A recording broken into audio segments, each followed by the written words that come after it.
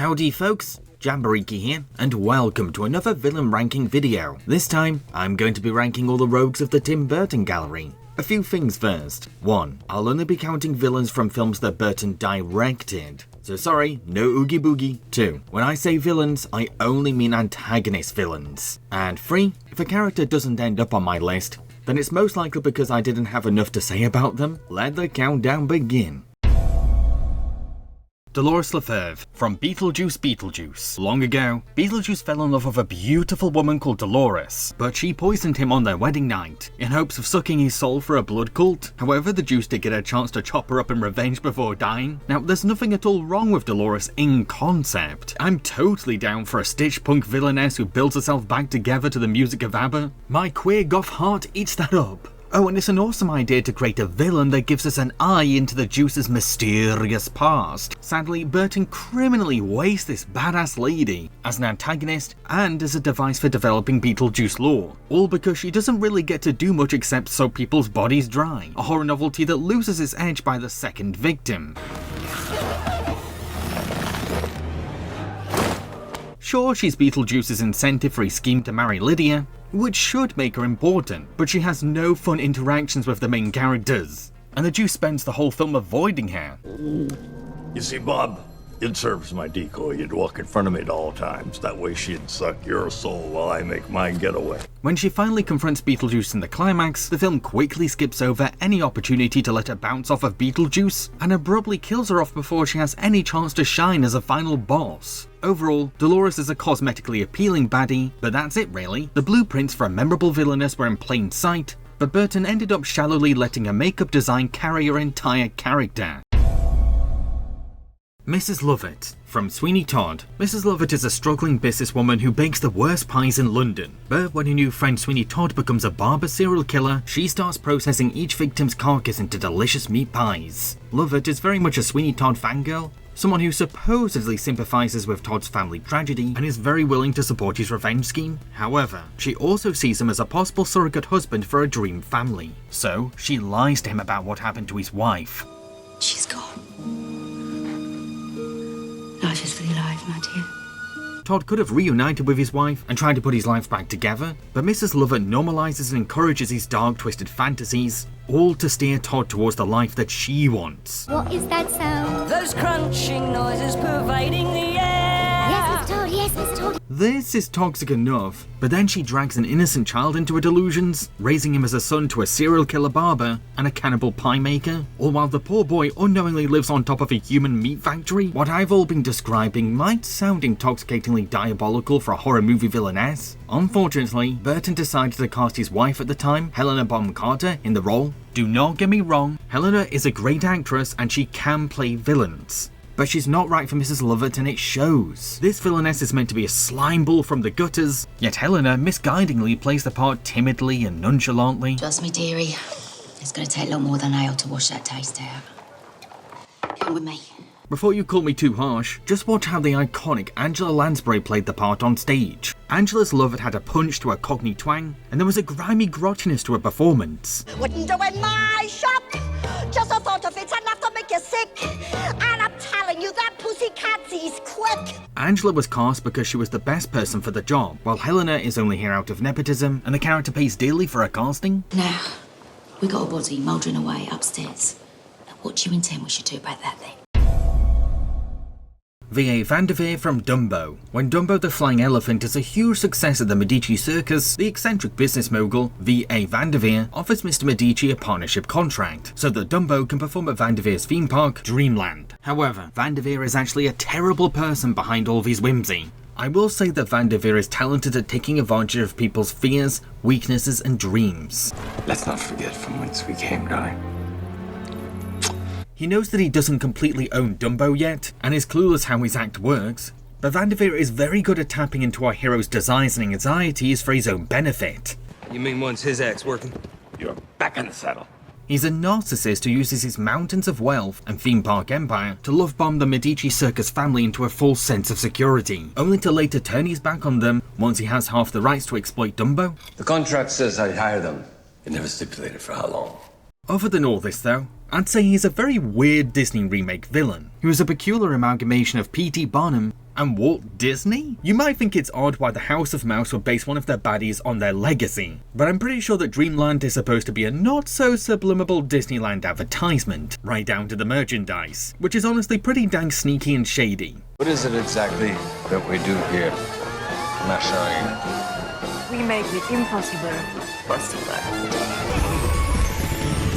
I also have zero idea what on earth Michael Keaton is doing with the character. Sure, he looks very commanding when looming over the circus from his box, but his attempts at coming off as enchanting are more bizarre than charismatic. Yes, his theatrical showmanship is all an act for the public, but you would think that he'd be able to sell it better than he does. Let me take us all into the future. Let me take us all to Dreamland. Lastly, there's too many eye-roll inconveniences in his eventual defeat. From his staff being strangely terrified of a baby elephant. Get the elephant! You get the elephant. To Van der Veer somehow being clueless about how his own theme park works. It's embarrassing.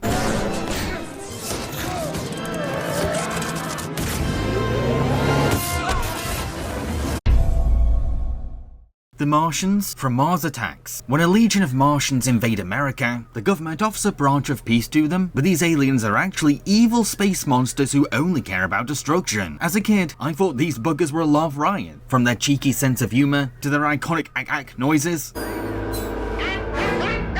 However, once I grew up, I realised that they're not as fun as I remember. Sure, they have their goofy moments, but I wouldn't say that any of their gags made me burst out laughing until my sides hurt. They can only get a whispered chuckle or a faint smile out of me at best.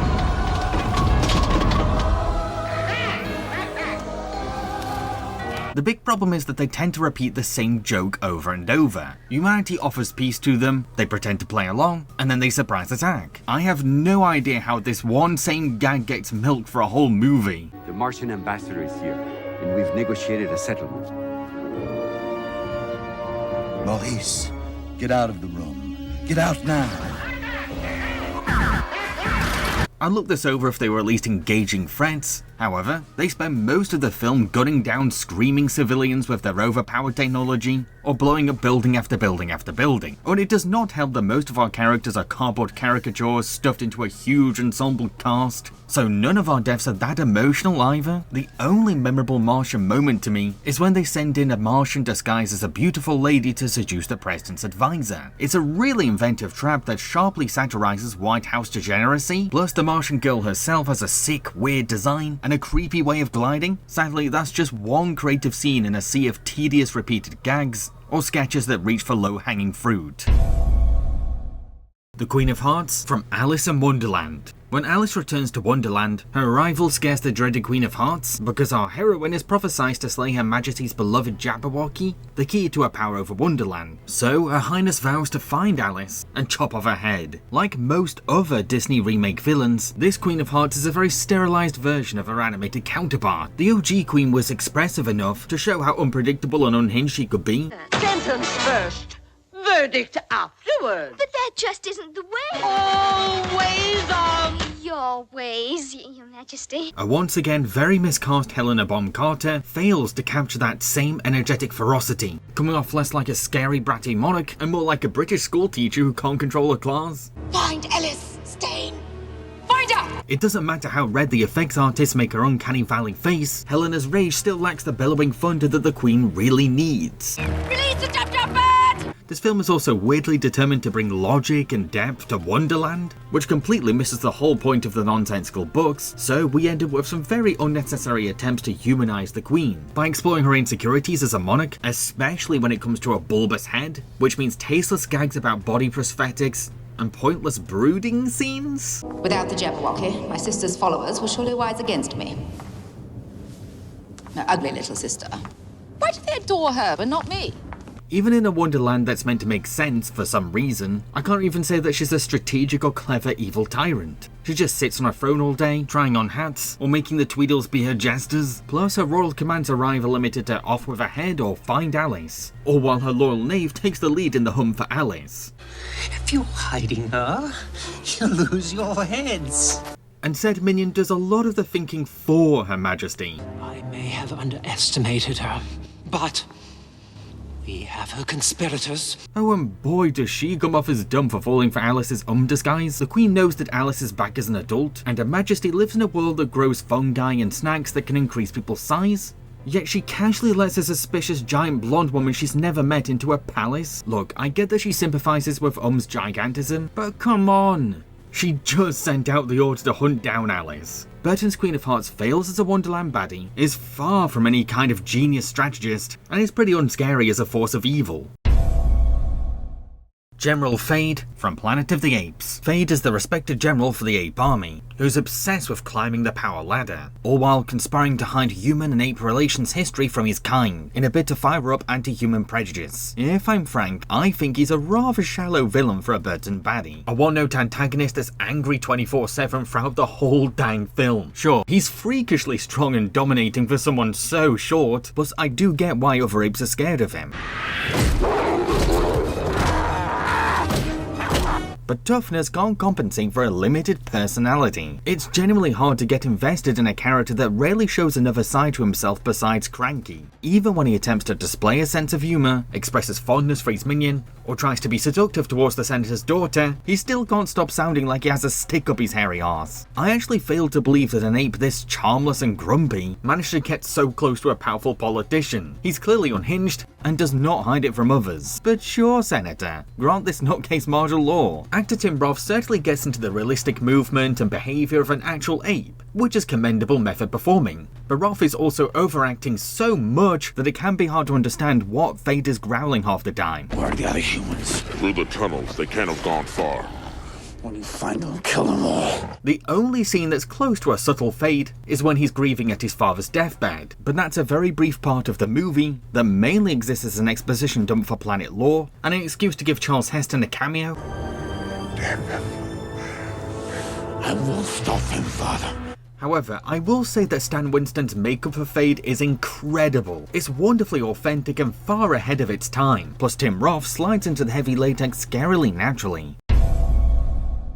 Lady Van Tassel from Sleepy Hollow. When the town of Sleepy Hollow starts facing a string of murders at the hands of a headless horseman, Inspector Ichabod Crane is brought in to investigate, only for us to discover that the undead horseman is under the spell of Lady Van Tassel, a local who turns out to be a vengeful witch. I have to say that this character is a prime example of when twist villains are done poorly. Sure, there are worse ones out there, but Lady Van Tassel carries the baggage of the trope's most annoying cliches. Yes, our villainess is given enough scenes to make us acknowledge her existence, plus she does a decent job at playing innocent while blending into the background. But that's the problem. This movie is so invested in making us suspect its many red herrings that clues for our actual villain are either way too vague for us to play detective, or aren't given to us until the twist is just about to happen. Extra cheeky points to the film for faking a death to help rule her out. A cop-out that depended entirely on the chances of Lord Van Tassel fleeing before seeing anything, which brings me on to her big twist reveal. Sure, Miranda Richardson kills it as an evil witch stepmother in a campy horror movie. This is an actress who totally understands the assignment.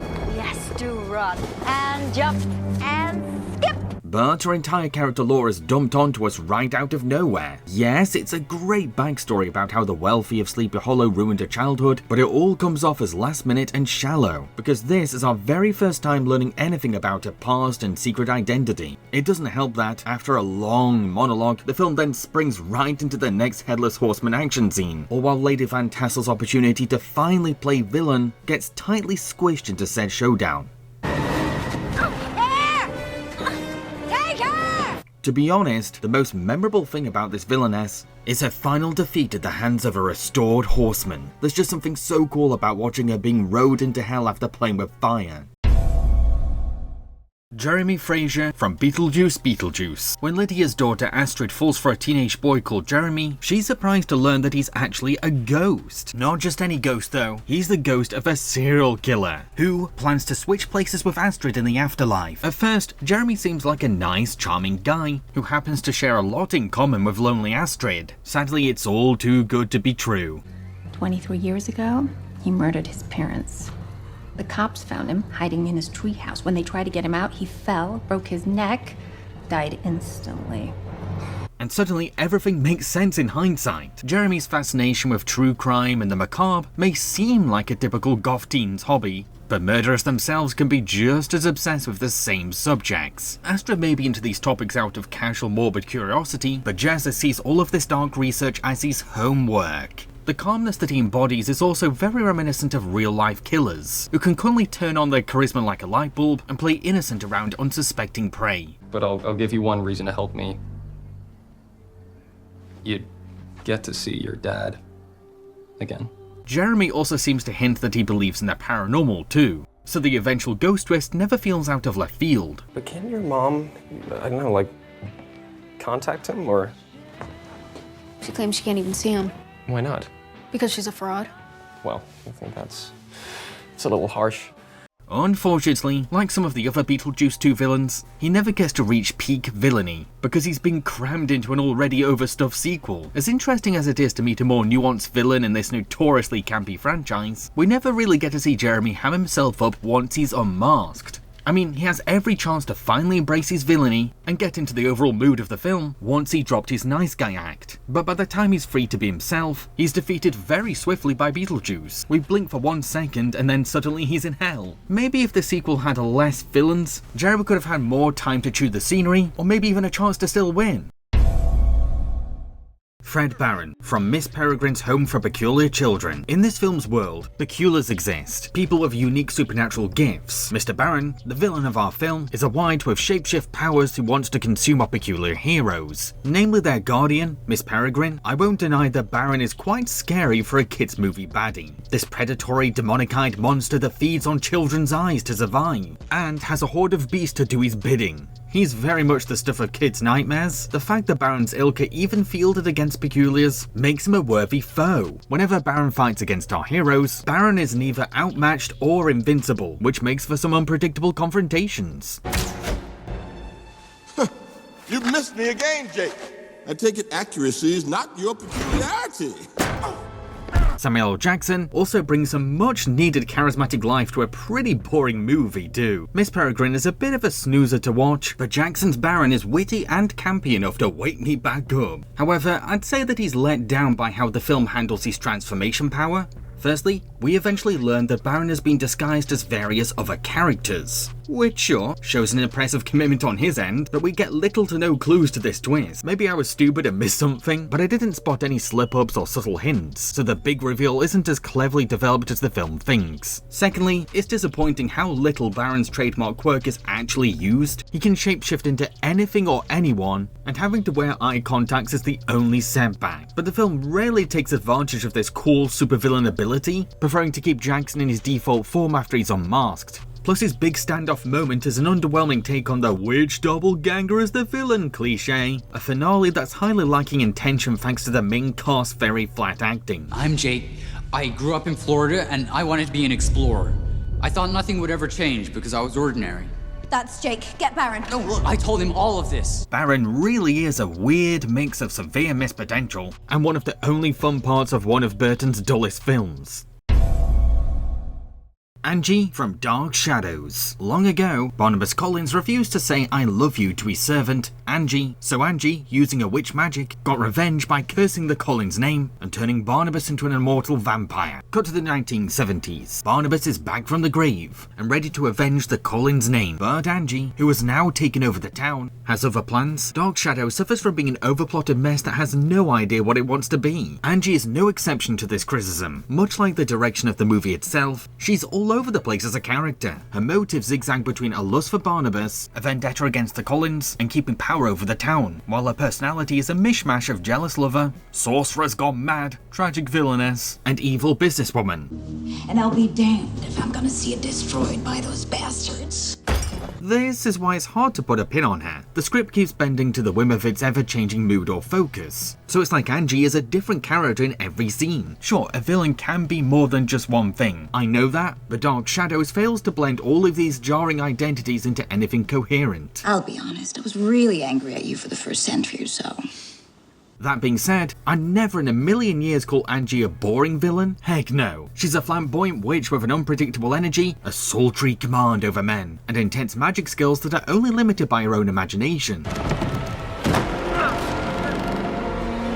Oh, and she's made all the more captivating by actress Ava Green's extra performance, giving us acting that can be best described as honey glazed ham. I gave you my heart.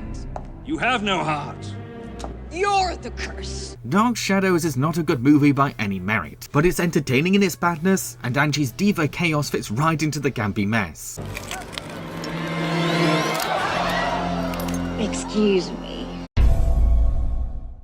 Dr. Julia Hoffman from Dark Shadows. When the Collins family's vampiric relative Barnabas moves in, their psychiatrist Dr. Julia Hoffman becomes intrigued with him scientifically and agrees to help erase his vampire curse. But it turns out that she wants to use Barney's blood for herself. This is the one Burton villain that Helena actually fits, because a hipster doctor with a dark fascination for vampirism is way more in line with Helena's wheelhouse. Well, sure. Medically, psychologically, and physically, he's fascinating. However, I will admit that Helena's American accent can sometimes slip in and out. He told me everything, including the fact that you've known his secrets since the minute he arrived. What the hell didn't you say anything? The fascinating thing about this villain is that she's motivated by a fear of getting old, and is consumed by the societal pressures of staying young as a woman. She's not really a mad scientist, but rather a product of society's attitude towards aging women. Why give up the gift of eternal youth? Look at me. Every year I get half as pretty and twice as drunk. Her crime is betraying the Collins family by using one of its members' blood for selfish gain. You could also criticize her for taking advantage of a patient who is naive to modern laws, which is very problematic. It's debatable whether she actually deserves to be killed by Barnabas as punishment, but I will say that her cries for help are genuinely disturbing, and we can really feel her panic in the moments before her death. Please don't kill me. You're a good man. You're a gentleman. Please. Madam, I am neither good nor gentle. Although, the film's ending does imply that her vampire experiment was a success, so she could come back if there was ever a Dark Shadows 2, which I think is unlikely. Rory from Beetle Juice. This talent manager is currently conning the medium Lydia Dietz. He's not only been exploiting her clairvoyance for television profit, but also plans to marry her for clout and money. Out of every new villain in Beetlejuice 2, Rory gets the most screen time and main character interaction. However, I'd also say that he's the least interesting villain in the franchise. I mean, he's just some loser jerk mortal who isn't even that talented at manipulation. I wrote a poem for your grandpa. Oh, did you? How does it go? It's... He's only a successful con artist because he only targets vulnerable women going through trauma and grief. Because when you're feeling like this, it just makes me feel what you're feeling. So in a weird way, it's like when you're hurting, it's hurting me. I don't know. Not because he's some sophisticated trickster who has a cunning way with words. That being said, as a comedic villain, he works decently as a mocking parody of domestic narcissists. We've all met a Rory before, and we know how insufferable these types can be. Whenever Lydia's family roll their eyes or make a sarcastic remark, we can laugh with them and share their frustrations. Weren't they beautiful? Wedding gift for Rory? Too late. They've been defanged. He does also have some memorable cruel moments, from when he callously disposes of Lydia's pills, to the fact that he proposes to Lydia during her dad's freaking funeral, and then guilts her for being reluctant. There's the death of Charles, of course the death of my grandfather, which you know about, and now the death of us. However, I'd say that he's best seen is when Beetlejuice injects him with truth serum, and he involuntarily vomits up all of his secrets for our pleasure. And I never had a dead fiancé. I just went to that survivor's retreat so that I could meet weak women and exploit them. Only to spend the rest of his screen time being everyone's punch bag. There's just something highly gratifying about seeing a cartoony caricature of male narcissists being exposed and humiliated through supernatural chaos. Maudlin and Phineas Everglot from Corpse Bride. These snobby parents are reluctantly planning to marry off their daughter Victoria to a fish merchant family called the Van Dorts, in hopes of saving themselves from financial ruin. There's a callous cruelty to this mum and dad's neglect of their daughter. Even though they call her ugly, they treat her like a doll that they can show off to the public. They'd sooner worry about how she's dressed than her own safety. Victoria? Where are your corsets? She's speaking in tongues. They couldn't care less about her happiness and sneer at the very idea of her marrying for love. Heck, they become so controlling of her that they end up locking her away like a zoo animal and will only let her out on the day of the wedding. Even though they're now poor, they're very uptight about the Van Dorts, looking down on them as commoners who aren't worthy of marrying into the Everglots. Oh, they are not shy about being violent towards groom Victor. Your hands are too fat, and his neck is too thin. You'll have to use a rope. What's sad is that once Victor ends up in the world of the dead, they're very quick to make the evil Lord Barkis into the new groom. They have no idea who this weird stranger is, and are totally happy to risk their daughter's life just to save their aristocratic reputation. You cannot make me do this. We must. Please, I beg of you. However, once the dead bring their wedding party to the living, these villains get one more scene, and then they're never seen again. There's no deserving comeuppance for their domestic abuse, plus we don't get a chance to see their reaction to not getting their way in the end, but I guess we can make do with seeing them being traumatized by zombies. Francis, from Pee-wee's Big Adventure. When Pee-wee Herman refuses to sell his beloved red bicycle to his rich bully Francis, the big brat stroppily pays to have Pee-wee's shiny bike stolen. I have to say that Francis is a great idea for an anti-Pee-wee. While Pee-wee embodies all of the youthful joy and wacky creativity of a child, Francis is a personification of a kid's sense of spoiled entitlement and juvenile jealousy. He's the very worst traits of the man-child trope all rolled into one. You'll be sorry, Pee-wee Herman! Francis is pretty much the product of being raised as a trust fund baby in a giant mansion. Someone who has been handed everything in life and thinks that his buckets of money can get him whatever he wants. My father says everything's negotiable. This rotten attitude has clearly stopped him from making any real friends, hence why he's fallen into bullying like he's still 80 years old. You're a nerd. I know you are, but what am I? You're an idiot. I know you are, but what am I? I know you are, but what am I? Heck, Francis is such a force of torment for Pee-wee's life that he actually ends up invading the poor guy's nightmares. However, this meanness is all bark and no bite, because he becomes a whimpering coward once all the suspicion gives him too much attention, showing that money can't buy bravery or guts. You want to buy my bike, Francis? What would I do with that, relic? I can have any bike in the world! All while Pee-wee himself goes on to earn a sense of courage on his own big adventure, without ever needing to rely on any kind of luxury. Now, sure, Francis is absent for most of the movie, but that's totally fine when there's already enough obstacles and enemies for Pee-wee to face on his road trip. More screen time for Francis could have maybe bloated the film. Plus, at the end of the movie, phony Francis smugly attempts to leech off of our hero's new stardom, only to face a humiliating comeuppance that's very deserving for a bike thief. So we're halfway through my countdown. Feel free to support me on my Patreon in return for exciting exclusive rewards. Cheers, folks. Edgar, from Frankenweenie. This little worm is a creep who slimes his way into learning how Victor resurrected his dog Sparky, only to later backstab our hero. While he may be the least intimidating Frankenweenie antagonist, Edgar really excels in the departments of deceit and manipulation. So show me how, or I'll tell everyone. He's a friendless boy who lacks any social cues, but he uses this unpopularity to spy and sneak around. I'd say that he's a cross between Randall Weems and Middle-earth's Wormtongue, a loser who tries to overcompensate for his weaknesses by relying on underhanded tactics, all while displaying a roster of red flags as a troubled student. We can make a death ray. It says no death rays. See?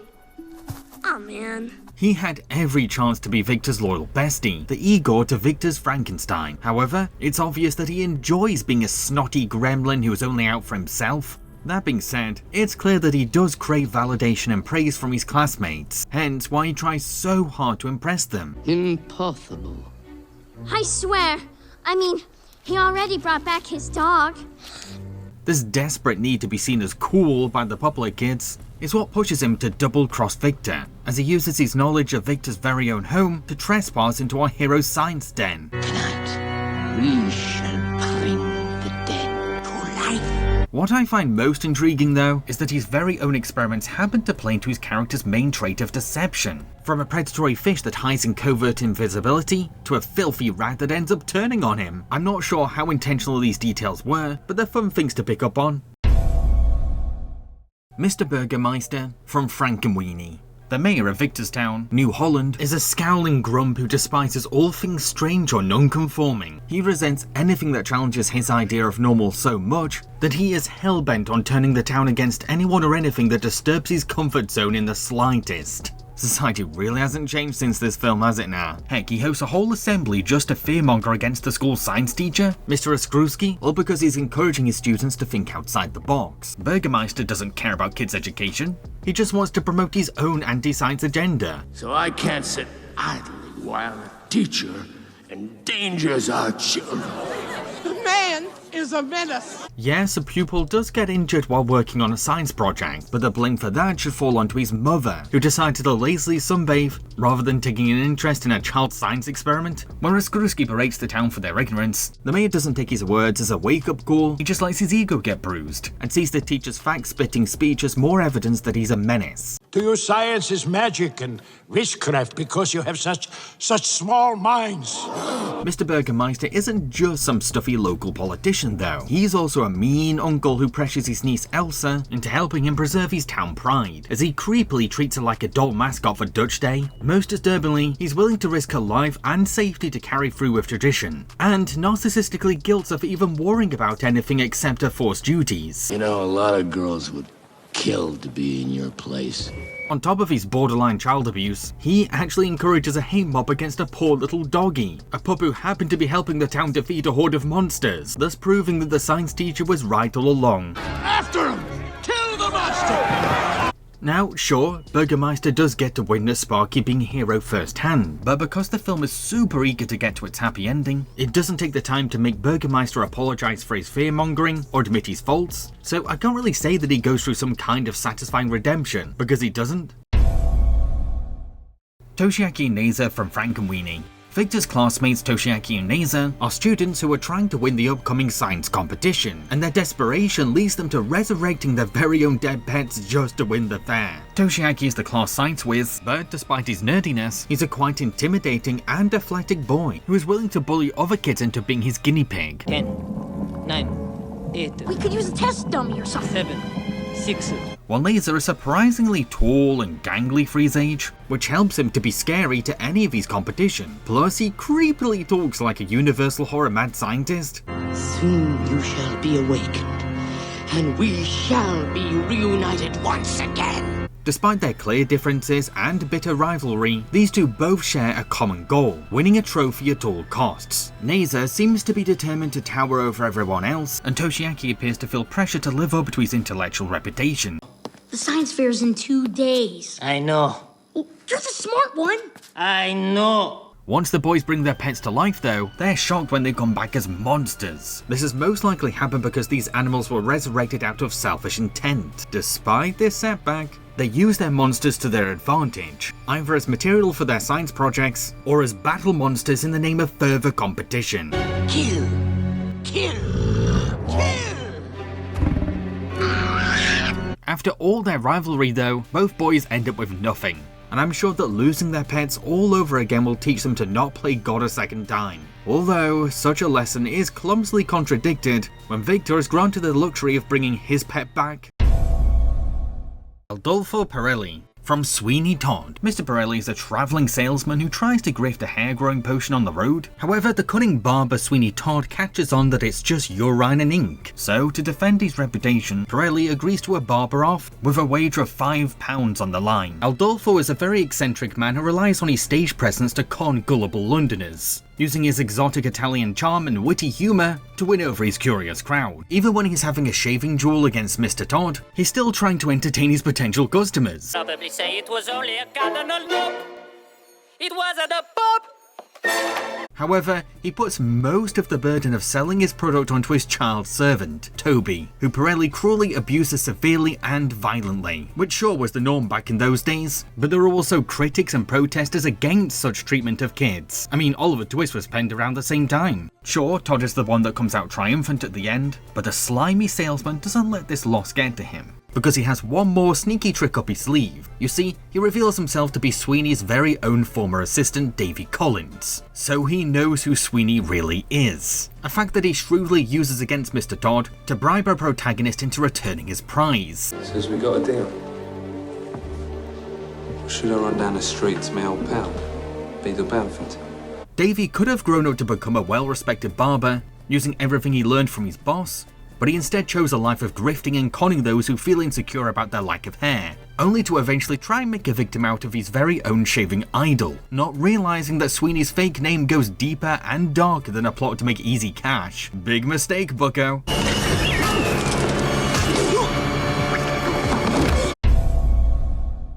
the Headless Horseman from Sleepy Hollow. Long ago, a head-chopping Hessian horseman was sent to war to keep America under British rule, but after being caught while on the run, he was beheaded and buried. Cut to 1799, and the people of Sleepy Hollow are facing nightly attacks from a mysterious Headless Horseman. Yes, this villain is technically under another villain's control, but only to an extent. He's been given murder targets, but it's down to him to carry out said slaying in his own way.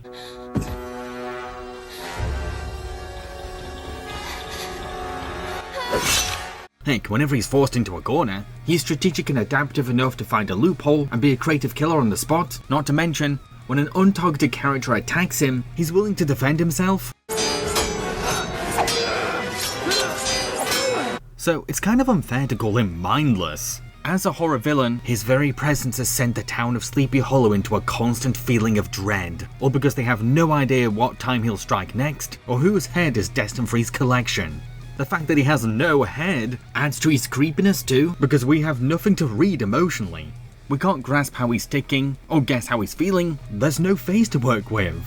However, I'd say that he's most characterized when he actually has a head. This ice-white warmonger with piercing blue eyes and sharp teeth that he filed himself. He doesn't even care about the politics of war, only the barbaric joys of bloodshed. Although, to be fair, he can be gentle and caring to his precious horse, Daredevil, and he is willing to spare children, including ones that out him to the US military, a rule that he only dishonors when he's under Lady Van Tassel's spell. So I wouldn't really say that he's a 100% monster, maybe 95-96%? Let's be honest though, it's Christopher Walken's over-the-top acting that makes a Hessian so fun. Walken has zero lines to work with, but has a scenery-feasting blast roaring and screaming like a madman.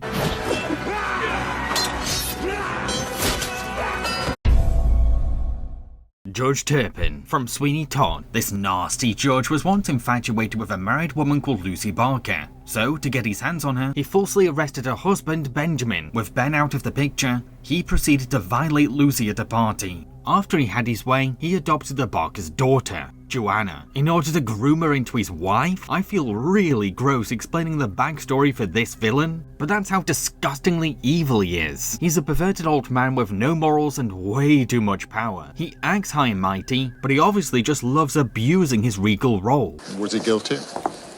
Well, if he didn't do it, he's surely done something to warrant a hanging. What man has not? His superior position helps him to keep poor Joanna under his thumb, because he's one of the highest authorities in London, so he can freely keep her locked up like a caged bird, all under the guise of framing her as the bad person. Till this moment, I have spared the rod. But the ungrateful child has broken my heart. He guards her like a trophy, and won't let any other man near her. Heck, his jealousy is so severe that anyone who even dares to look at her will be interrogated with intimidation, and then beaten up by the Beetle. As the film goes on, the more and more we deeply hate his guts. Actually, no, hate is putting it lightly. We abhor him. So every chance that Benjamin, now Sweeney Todd, gets to slice the judge's throat is popcorn-worthy suspense for us all. Out of every one of Sweeney's victims, Turpin deserves to die the most. So we're on the edge of our seats whenever the dirty old creep is close to his execution. It's not an easy villain to defeat though, because the vengeful barber can sometimes let his tongue slip during shaving, plus Turpin is a very guarded and easily offended man. As for you, Barber, it's all too clear what company you keep. Service them well and hold their custom. You'll have none of mine. I will confess that Alan Rickman is doing a lot of the heavy lifting for this villain. The legendary character actor's knack for ominous intimidation is in full swing. Mark me. If I see your face again on this street, you'll rue the day. And he's disturbingly good at tapping into the judge's predatory nature. She'll be here soon, you say? Yes. Excellent, my friend.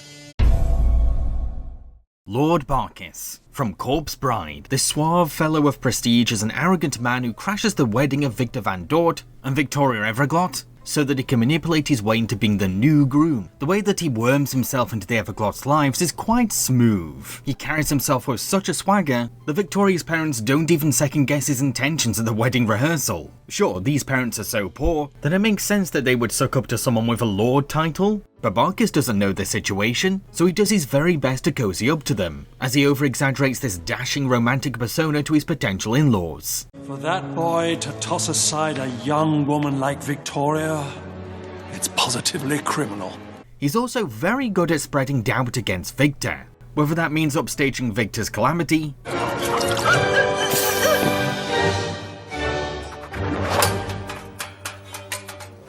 or pompously using the Town Herald to dirty Victor's reputation through gossip.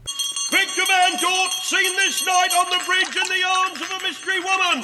The dark-haired temptress and Master Van Dort slipped away into the night. This cunning creep is revealed to be the murderer of the film's title character, Emily. But Barkis cleverly weaves that fact into a tragic backstory just to gain sympathy points, which helps him to oversell his phony character. I was betrothed some years ago, but tragedy snatched my young bride away. What I find extra disturbing is that we have no idea if Emily was his only victim. Heck, who knows what other crimes he's committed or how many brides he's killed. Barkis' mysterious past as a villain really is ominous enough to leave audiences fearing how far he will go. However, once Barkis learns that Victoria's family have no financial riches, he is furious as all hell. But come on, you had every chance to find this out before you married her. Despite his loss, Barkis is too prideful to accept defeat. And I would say that this is his ultimate weakness. His overconfidence might have helped him to slime his way into the Everglades, but it's also what led to his biggest mistake as a schemer. It's my marriage to you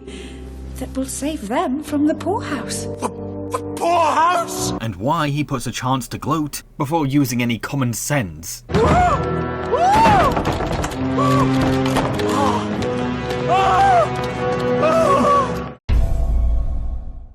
Jim from Edward Scissorhands. Kim's boyfriend Jim is a petty guy who feels entitled to his parents' wealth, so he uses Edward's scissors to break into his own home to rob his dad, only to then let Eddie be the fall guy once the crime is a bust. This character is a brilliant satire of the all-American teenage boy, the popular jock that folks idolize as the perfect typical kid, but in reality, he's the real villain of these suburbs. The film shatters society's shallow idea of the normal teenage boy by deconstructing Jim's squeaky clean image and revealing him to be a spoilt brat with daddy issues. We have to go back! No, because my father would prosecute! His own son! Especially his own son! As well as a mean bully who belittles and mocks poor Edward for being different, only valuing Ed once he sees him as a potential tool for his scheme.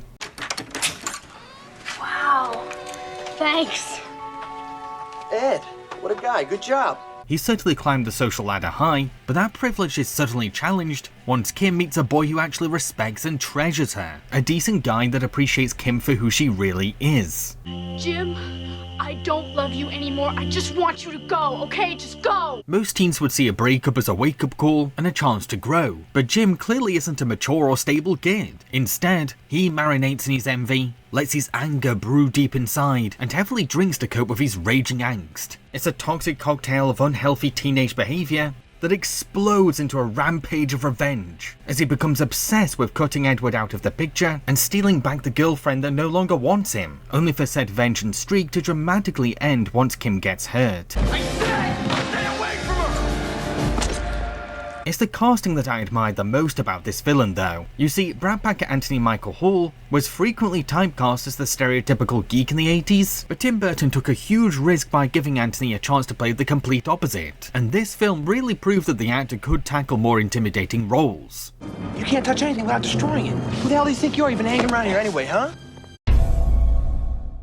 Max Shrek from Batman Returns. This greedy and corrupt businessman is the most powerful person in Gotham, all because he's weaseled his way to the top through shady deals and connections. This power attracts the Twisted Penguin, and Shrek agrees to help said villain become the new mayor of Gotham. In line with the film's theme of duality, there are two Max Shreks. The public persona of a wholesome philanthropist that gets compared to Santa. Santa Claus? Afraid not. I'm just a poor schmo. Got lucky. And the despicable criminal that has murdered and lied to get whatever he desires. To regular, unsuspecting Gothamites, he's their very own Fred Rogers, but behind closed doors, he's shaking hands with Batman's worst enemies and killing anyone who gets in his way. You know, for a second there, you really frightened me. Heck, his next project sums him up perfectly. An energy-stealing capacitor that disguises itself as a power plant for the city. Deception really does run cold through everything he does.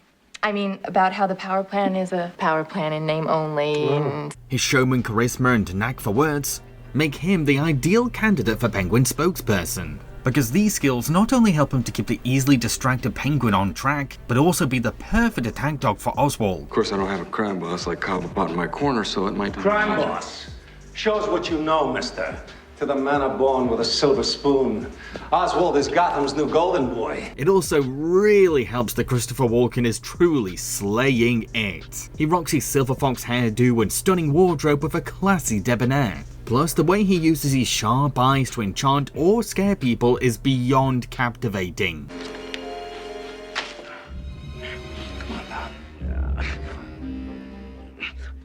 Now, yes, he can be protective of his son, Chip, and Chip is incredibly loyal in return, but I wouldn't say that it's genuine fatherly love. Chip is simply an extension of Max's huge ego, and the only person who can carry on Shrek's legacy. Chip is less family to Max, and more like a handsome statue to his narcissism. This power plant is my legacy. It's what I leave behind for Chip. When we reach the film's end, we get to see Max's slimy tactics completely fail on him because he just can't bargain with someone who only wants him dead, leading to one spectacular death scene for the dirty dealing scumbag.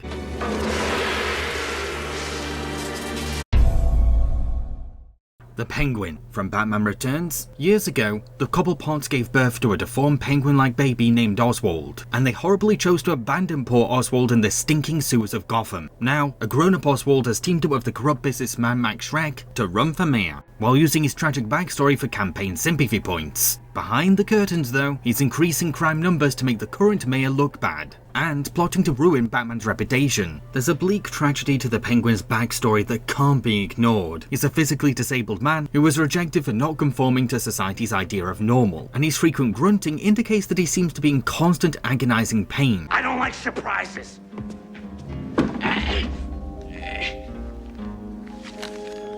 While the circus motif is more of the Joker's thing, Oswald's stint as a freak show attraction does justify this theming. Said circus background also explains why this particular penguin has a campy theatrical side. It's not working.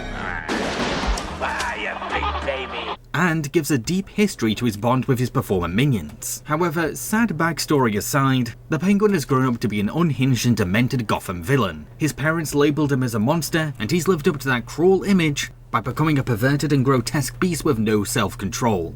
Say cheese. Cheese. At the same time, it can be fascinating to work out where his act begins and ends. How much did his parents' abandonment really affect him? Has he genuinely become indifferent to his trauma? Or is there some grain of truth to his staged heartbreak? I was their #1 son, and they treated me like #2. I mean, he's clearly using his childhood to emotionally manipulate Gotham, but he's also planning to murder every firstborn child in revenge for his own upbringing. Which, yes, is really messed up. So I can't say that it's all black and white. These are the names of the firstborn sons of Gotham City, just like I was. And like me, a terrible fate waits for them. As a villain, he tends to rely on his trademark library of quirky umbrellas as getaway tools or dangerous weapons, while smartly leaving the skilled fighting against the Cape Crusader to his acrobatic partner, Catwoman. However, when he has nothing left in his disposal, he will resort to combat himself. I'd best describe his fighting style as drunk wrestling. You're just jealous because I'm a genuine freak and you have to wear a mask. What he lacks in athletics, he makes up for in cunning. Not only does he take sneaky advantage of his sewer home to spy on Gotham, I would have seen to it they were shredded. Good idea. but he's also the mastermind behind a plot to hijack the iconic Batmobile, which shows that he can be a technical genius. Maybe this is a bad time to mention this, but my license is expired. After all the desperate power grabbing and crazy villain schemes though, Oswald becomes so far gone that he never gets to find peace with his past, and his folklore legend ends with a degrading whimper.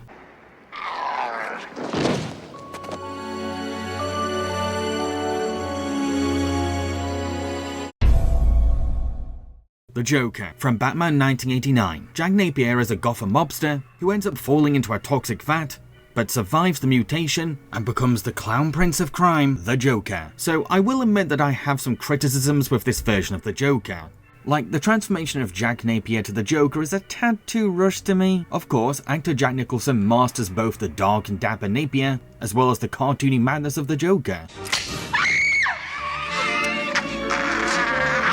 It's just that the hop from gangster to supervillain is so fast that it ends up being less of a decline into insanity and more of a complete character shift after one scene. I've also grown to dislike the idea of Jack Napier being the killer of Bruce Wayne's parents. I think I now prefer the Wayne's murderer being an average crook that got away, because that lack of resolve plays into the tragedy of Bruce's grief and perfectly illustrates the very Gotham crime problem that inspired Bruce to become Batman. These issues aside, I still think that this is an awesome take on Batman's greatest nemesis. Firstly, I adore how hard this film goes on the Joker's clown motif. It's not just a costume gimmick, it's a theme that embodies Joker's entire approach to murder and mayhem. Oh, I got a live one here. Secondly, I find it fascinating that Jack Napier's educational degrees in science and art are uniquely utilised for the Joker's villainy. Heck, these studies are the building blocks for this baddie. From his disturbing interest towards the gory side of art, The skulls, the bodies, you give it all such a glow. I don't know if it's art, but I like it. to how he uses his chemistry knowledge to spy Gotham with death by laughter. New and improved Joker products with a new secret ingredient. Smiley. There's also something truly menacing about the Joker's creepy obsession with journalist Vicky Vale. He acts like he's in love, but he's pretty much an infatuated stalker, and we are on constant edge whenever he's around her. Whiff of my posy.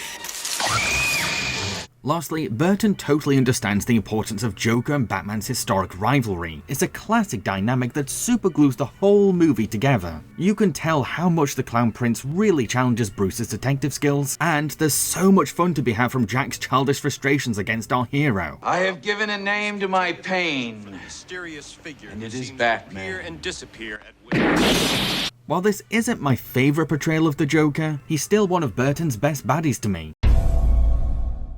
Walter Keane from Big Eyes. Walter is a con man who takes credit for his wife Margaret Keane's enchanting big-eyed children paintings, which leads him to fame and riches, all at the cost of his very own wife's mental health and integrity. This fraud is a failed artist, but he's very skilled at fabricating lies and crafting the phony image of a passionate painter. He might lack talent, but he's a genius salesman and a master of manipulation. But then it got me thinking, would you rather sell one $500 painting or 1 million cheaply reproduced posters? He's a very accurate portrayal of narcissism, someone who wears a charismatic mask to win over his victims, only to then sneakily implement toxic tactics to keep said prey under his thumb, his biggest victims being his wife and stepdaughter, who were gaslit and dominated into following along with his scheme. Looks like you've painted yourself into a corner.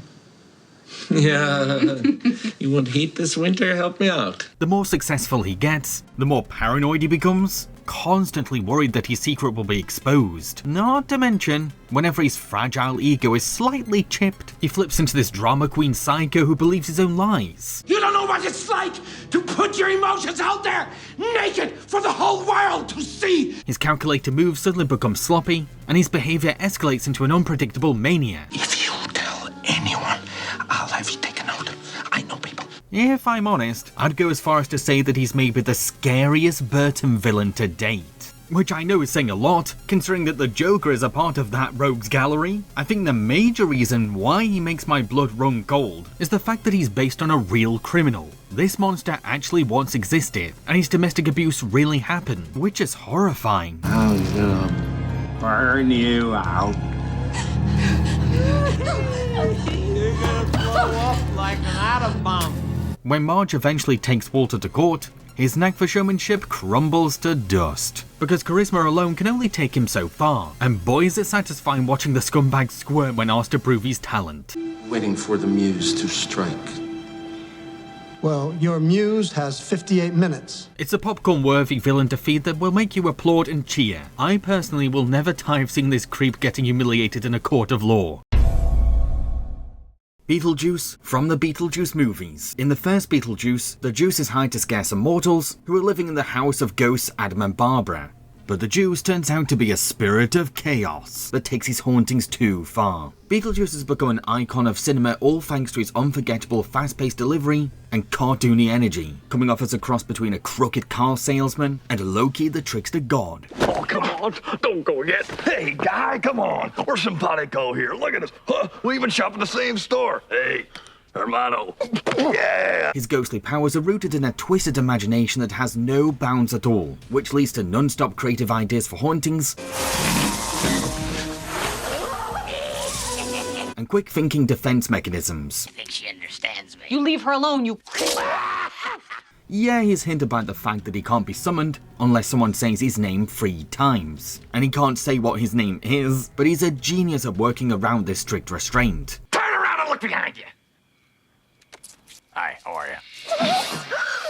Beetle. God, okay. Oh, and the fact that he's a skilled advertiser means the customers will come flocking straight to him whenever they're in a pickle, because he has no market competition as a bioexorcist. Can you be scary? Oh, I know you're asking me. Can it be scary? What do you think of this? While you could easily argue that he's more of a neutral force of chaos than a traditional villain, it's hard to deny how rotten he is as an antagonist. This vulgar and selfish ghoul that objectifies women, puts mortals in potential danger, and tries to marry a child in the finale. There you go. I'm telling you, honey, she meant nothing to me. Nothing at all. In Beetlejuice, the Juice returns, but this time he's trying to avoid his ex-wife Dolores, so he has to marry someone else before Dolores can find him. In the sequel, Beetlejuice's powers are just as fun and bonkers as the originals. You could actually say that they're extra messed up this time, with each set piece crossing even more boundaries for spectral nightmare fuel. Everybody says he's got my eyes. However, like I said earlier, Beetlejuice 2 is bogged down with too many villains, and I have to say that this does affect the Juice's screen time. Heck, I felt like I saw so little of Beetlejuice in this film that I kept forgetting that I was watching a Beetlejuice movie. You're that thing from my dream. I'm really more nightmare material, but thanks. Michael Keaton's age is sadly showing too, so this Beetlejuice is a little slower and slightly less energetic than the first films. There's a lack of pizzazz this time, and Keaton is sort of phoning it in. Right. No! I get it. Now that you're dead, you want to hang out with me. As flawed as the sequel is, this doesn't change the timeless legacy of Beetlejuice as a cinematic villain, which speaks volumes for the first film's cultural impact. Before I reveal my number 1 pick, please consider subscribing to my channel for more fun film and animation related content. Catwoman from Batman Returns. Selina Kyle is the hard-working assistant to the evil Max Shrek. But when she finds out about her boss's power plant scheme, Shrek impulsively murders her in retaliation. However, she's miraculously resurrected from the dead and becomes the iconic Catwoman. The best thing about this villain to me is how the film tackles the transformation from Selina to Catwoman. She's introduced as a meek and timid woman who faces daily pressures from society's expectations of women. We're calling to tell you about exciting new Gotham Lady perfume. It makes women feel like women, and the men have no complaints either. Or workplace bullying from a sexist boss. Afraid we haven't properly housebroken Miss Kyle. In the plus column, though, she makes a hell of a cup of coffee. So when Selina has a meltdown after being murdered, we buy that she's cracked and now wants to make a change in her life. At the same time, I wouldn't say that it's a straightforward metamorphosis. It's more like she's swerving up and down the sanity spectrum at an erratic pace, making for a truly engaging and believable villain transformation that authentically reflects a realistic identity crisis. Who do you think you are? I don't know anymore. Whenever Selina is in the Catwoman costume, Selina becomes a slick, sassy and agile woman who can turn the men who belittle her into putty in her hands, while also demonstrating a flair for the leather whip and feline-inspired fighting skills. She's also the voice of intellect in her partnership with the crude, nasty Penguin, because, like a predatory cat, she works out her prey's weakness and uses it to the duo's advantage. To destroy Batman, we must first turn him into what he hates the most. Namely us. The tragedy of Selina, though, is that while this newfound confidence helps her to find happiness with the handsome Bruce Wayne, she's naive to the fact that Bruce is actually her rival unmasked. Bruce and Selina have this wonderful chemistry whenever on screen together. In fact, he makes me feel the way I hope I really am. Plus that same sizzle is evident whenever the two have a fight. Yet Selina thinks that she doesn't deserve Bruce's love. I just couldn't live with myself. Even more sad is the fact that Catwoman had the potential to be just as much of a vigilante for justice as Batman, because at the heart of her motives is a desire to end the reign of corruption in Gotham. However, her methods conflict with Bruce's. This and Max.